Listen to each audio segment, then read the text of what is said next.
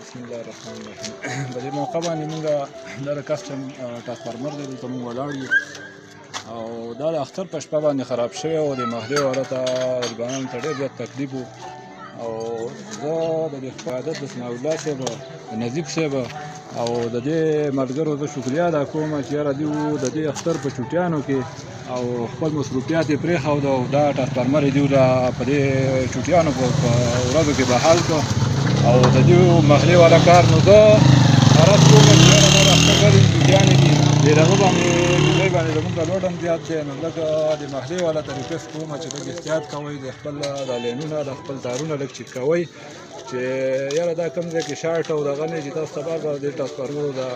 دغه مسالې نه راځي او زه بیا یو ځل د دې خپلو ملګرو شکریه ادا کوم چې دوی خپل ټیم وخت په قیمتي ټیم ولاړه دي محلې والا ټرانسفارمر صحیح کړ. شکریه.